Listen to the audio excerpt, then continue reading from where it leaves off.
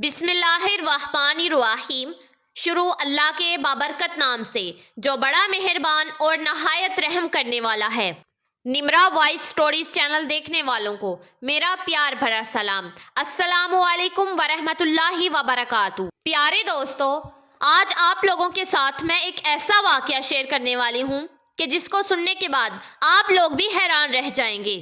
یہ واقعہ اللہ والے نیک بزرگ اور ایک پتھر کی مورتی سے بادشاہ کی شادی کیوں کروائی گئی؟ آخر کار بادشاہ کی ایسی کیا مجبوری تھی کہ اس کو پتھر کی مورتی سے شادی کرنا پڑی؟ پیارے دوستو، میری آپ سے گزارش ہے کہ اس واقعے کو مکمل جاننے کے لیے اس ویڈیو کو اینڈ تک لازمی دیکھیے گا۔ پیارے دوستو، پرانے زمانے کی بات ہے کہ یمن میں ایک مسلمان بادشاہ کی حکومت تھی۔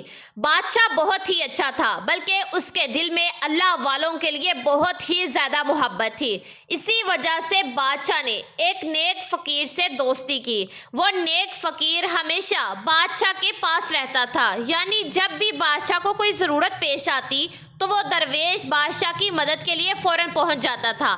بادشاہ کے اندر یوں تو بے شمار خوبیاں تھیں، لیکن ایک بہت بری عادت تھی کہ وہ جہاں کسی خوبصورت عورت کو دیکھتا تو چاہتا کہ اسے اپنے دربار میں لے آئے۔ اس سے نکاح نہیں کروں، بلکہ نکاح کے بغیر ہی اس کے ساتھ زندگی گزاروں۔ درویش نے بہت بار بادشاہ کو سمجھانے کی کوشش کی کہ حضور، اگر آپ کسی عورت کو پسند کرتے ہیں تو اس سے باقاعدہ نکاح کریں۔ اسلام میں شادی کرنا برا نہیں ہے، نکاح کرنا برا نہیں ہے، لیکن زنا کرنا بہت برا ہے۔ آپ جس طرح غیر محرم عورت پر نظر رکھتے ہیں، یہ بہت بری بات ہے۔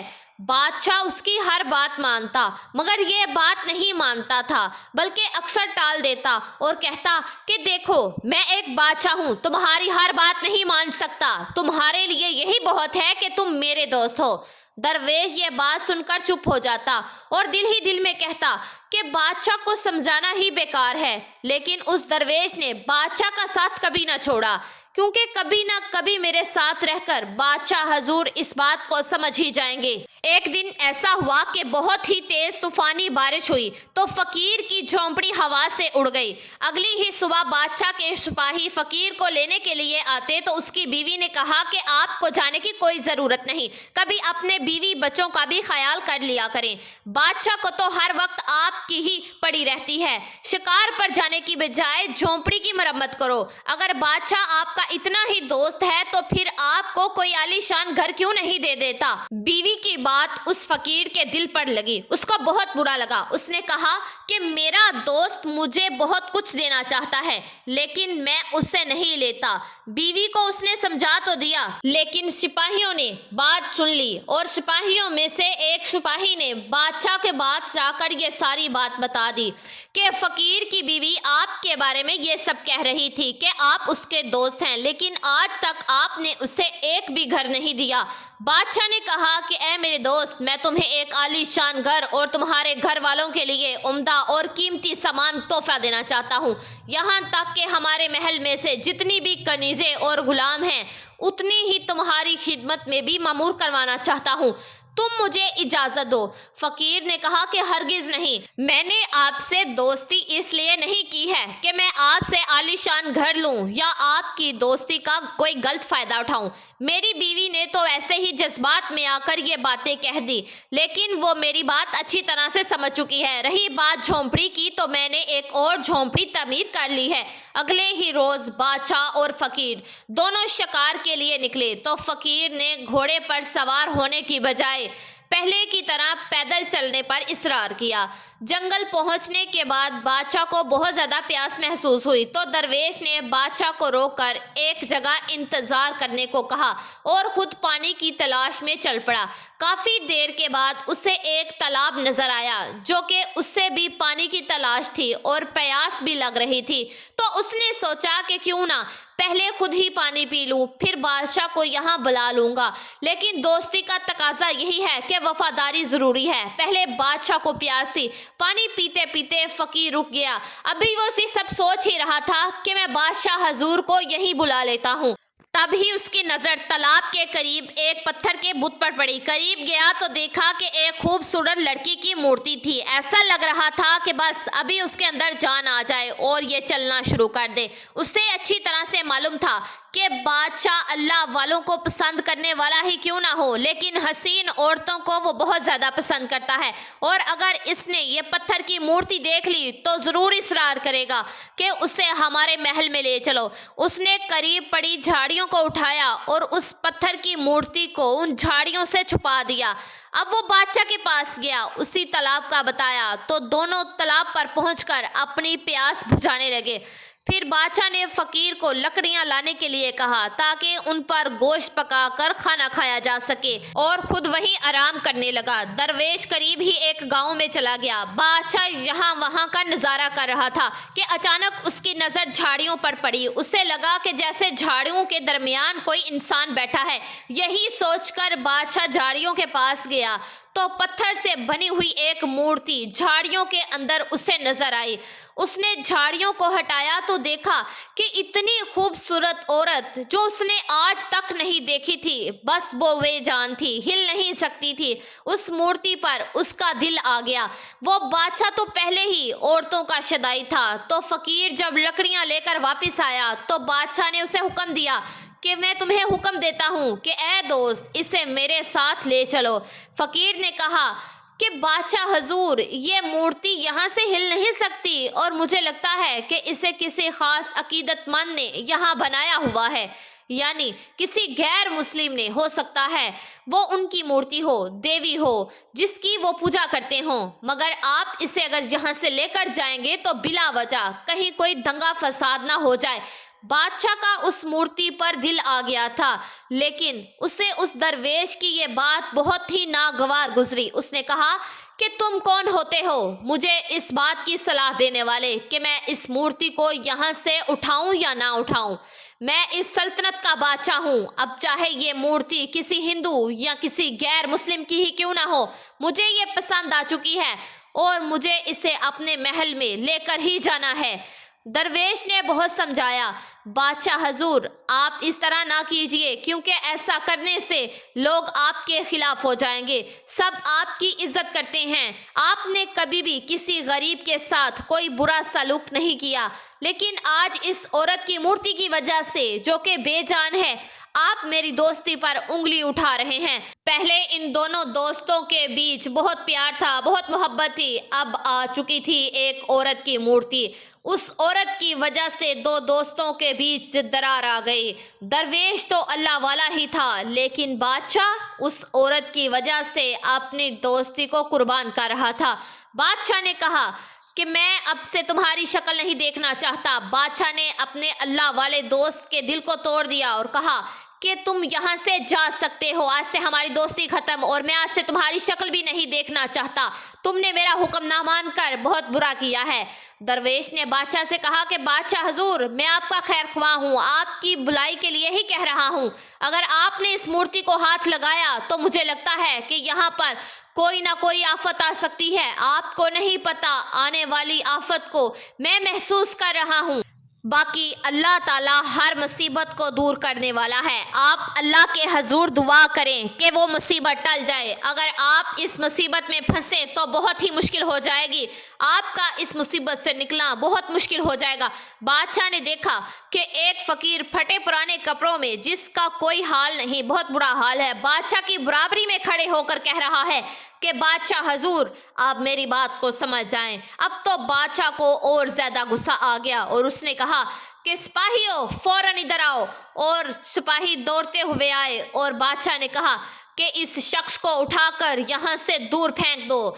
सिपाहियों ने दरवेश को उठाकर जंगल से बाहर फेंक दिया। अब बादशाह ने सिपाहियों को हुक्म दिया कि ये मूर्ति यहाँ खड़ी हुई है, उसको ज़मीन से उखाड़ लो और हमारे महल में ले चलो। हमें ये बहुत ज़्यादा पसंद आई है। इतनी हसीन मूर्ति बादशाह ने आज तक नहीं देखी थी। सिपाही तो बादशाह के हुक्म के ताबे थे। उन्होंने उस मूर्ति को जैसे ही उखाड़ना चाहा, हर तरफ लर्जा तारी हो गया, सिलसिला आ रहा था, ज़मीन जल रही थी, अजाब आ चुका था, ज़मीन थरथराने लगी। ज़मीन में वो सब दफन हो गए, लेकिन वो मरे नहीं थे। بادشاہ کا سوال اٹھا، چاروں طرف دیکھ رہا تھا، عجیب سا منظر تھا، دھواں ہی دھواں تھا۔ اچانک اس کے سامنے ہیبت ناک شکل کا ایک ہندو آدمی آ گیا۔ بادشاہ نے پوچھا کہ تم کون ہو؟ میں ایک ہندو جادوگر ہوں، تم نے ہماری مورت کو ہاتھ لگا کر بہت برا کیا، اب جو تمہارے ساتھ ہوگا تم سوچ بھی نہیں سکتے، ہم تمہاری بلی چڑھائیں گے۔ بادشاہ نے کہا کہ تمہاری ہمت کیسے ہوئی مجھ سے اس طرح سے بات کرنے کی؟ تم جانتے نہیں ہو کہ میں کتنا طاقتور ہوں۔ اس جادوگر نے کہا کہ اگر تم اتنے ہی طاقتور ہوتے تو زمین کے اندر نہیں باہر ہوتے، تم نے ہمارے خدا کو ہاتھ لگا کر بہت برا کیا ہے۔ یہ پتھر کی دیوی جس پر تم نے اپنے ناپاک ہاتھ لگائے اور اسے اکھاڑ کر تم اپنے محل میں لے کر جانا چاہتے تھے، ہماری یہ مورت اپنے ساتھ لے جا کر کیا ثابت کرنا چاہتے تھے کہ تم مسلمان کچھ بھی کر سکتے ہو؟ بادشاہ نے کہا کہ مجھے یہ بہت پسند آئی تھی اور میں یہی چاہتا تھا کہ یہ میرے ہی محل میں رہے۔ وہ آدمی بولا کہ یہ ہماری دیوی ہے، ہم اس کی پوجا کرتے ہیں اور آج تم سب کی بلی اسی کے سامنے چڑھائی جائے گی۔ بادشاہ بہت پریشان ہوا اور سوچنے لگا کہ میرے دوست نے بالکل صحیح کہا تھا کہ میں کوئی نہ کوئی مصیبت میں گرفتار ہونے والا ہوں۔ یا اللہ مجھے معاف کر دینا، ایک عورت کے فتنے میں آ کر اپنے درویش دوست کو میں نے اپنی ہی نظروں سے دور کر دیا، اب تو وہ میرے پاس کبھی نہیں آئے گا۔ اور پھر بادشاہ اللہ سے دعا کرنے لگا کہ یا اللہ اب تو ہی مددگار ہے، میں بھٹک گیا تھا، بہک گیا تھا، اب تو یہ ہندو جادوگر ہم سب کے گلوں کو کاٹ دے گا، اس دیوی کے آگے ہم سب کی بلی چڑھا دے گا۔ یا اللہ پاک ہمیں اس طرح بری موت نہیں مرنا، یا اللہ ہمیں معاف کر دے، اب میں کسی عورت کی طرف نہیں دیکھوں گا۔ میرا دوست مجھے بہت سمجھاتا تھا کہ کسی غیر عورت کی طرف نہ دیکھو، میں نے اس کی کبھی بات نہیں مانی اور آج بھی وہ مجھے ہی سمجھا رہا تھا کہ اس پتھر کی مورت کو ہاتھ نہ لگانا۔ یا اللہ ایک دفعہ ہمارے لیے کوئی مدد بھیج دے۔ جب وہ یہ دھواں کر رہا تھا تو اسے ایسا لگا کہ اس کو کسی کی آواز آئی ہے، پلٹ کر دیکھا تو وہی درویش وہاں کھڑا تھا۔ بادشاہ نے کہا کہ میرے دوست تم جہاں پر؟ درویش نے کہا کہ ہاں بادشاہ حضور، میں آپ کو چھوڑ کر کیسے جا سکتا تھا، مجھے پتا تھا کہ آپ اپنی ہی منمانی کریں گے اور ضرور اس کے بعد کوئی نہ کوئی مصیبت میں پھنس جائیں گے، میں آ گیا ہوں آپ کی مدد کے لیے اور اللہ کی مدد سے ہم ضرور کامیاب ہوں گے۔ ابھی وہ بادشاہ کو دلاسے دے ہی رہا تھا تو ہندو جادوگر اس درویش کے پاس آیا اور کہا کہ تم کیا اسے سمجھا رہے ہو، تم ہم سے بڑے نہیں ہو؟ درویش نے کہا کہ میں جسے مانتا ہوں وہ سب سے بڑا ہے، وہ ہم سب کا رب ہے، وہ سب سے بڑا طاقتور ہے، تم جس کی عبادت کر رہے ہو یہ تمہارے ہاتھ کا ہی بنایا ہوا بت ہے، یہ عورت جسے تم نے خود اپنے ہی ہاتھوں سے تراشا ہے اور تم لوگ اس کی پوجا کرتے ہو، تم اس کے سامنے سجدہ کرتے ہو، یہ تو خود بے جان ہے، یہ تو چل بھی نہیں سکتی، لیکن ہمارا رب زندہ ہے، وہ قائم ہے، وہ حی قیوم ہے، ہمیشہ زندہ رہنے والا۔ اس درویش کی یہ باتیں سن کر جادوگر کو بہت زیادہ غصہ آنے لگا۔ اس نے کہا کہ اب میں تجھ پر وہ منتر پڑھ کر پھونکوں گا کہ تو جل کر راکھ ہو جائے گا، پھر اس کے بعد تیرے بادشاہ دوست کو بھی مار دوں گا۔ جیسے ہی اس جادوگر نے منتر پڑھنا شروع کیا، درویش نے اللہ تعالیٰ کے حضور دعا کی کہ یا اللہ پاک تجھ سے بڑا کوئی نہیں، یہ جو آج تجھے جتوا رہا ہے، جو تیرا منکر ہے، یا اللہ تجھے چھوڑ کر یہ کسی اور کی عبادت کر رہا ہے، اس کے آگے انسانوں کو یہ کاٹ کاٹ کر اس کی بلی چڑھا دیتا ہے۔ یا اللہ پاک اس آدمی کو آج تو اپنا کرشمہ دکھا دے کہ ہم جس کی عبادت کرتے ہیں اس سے بڑا اور کوئی نہیں، بے شک وہ بڑی ہی قدرت والا ہے۔ درویش نے اللہ کے حضور دعا کی تو اسی وقت اس مورت کے اندر اللہ تعالیٰ کے حکم سے جان ڈال دی۔ وہ مورتی جو پتھر کی تھی، جو چل نہیں سکتی تھی، اللہ تعالیٰ کے حکم سے درویش کی دعا سے وہ زندہ ہو گئی اور چلتی ہوئی اپنے عقیدت مند کے پاس آئی۔ اس نے کہا کہ تم میری عبادت کرتے ہو جبکہ میں تو ہل بھی نہیں سکتی، بتاؤ میں نے تمہیں آج تک کیا دیا ہے؟ تم میرے آگے کتنے انسانوں کو بے گناہ مارتے ہو۔ اب ہندو جادوگر حیرانگی سے اس پتھر کی مورت کو دیکھ رہا تھا کہ یہ زندہ کیسے ہو سکتی ہے، یہ کیسے بول سکتی ہے۔ اس نے درویش کو پلٹ کر دیکھا اور کہا کہ تو بھی جادوگر ہے، تو نے ضرور منتر پڑھ کر پھونکا ہے۔ درویش نے کہا کہ یہ میرا کمال نہیں ہے بلکہ میرے رب کا کمال ہے۔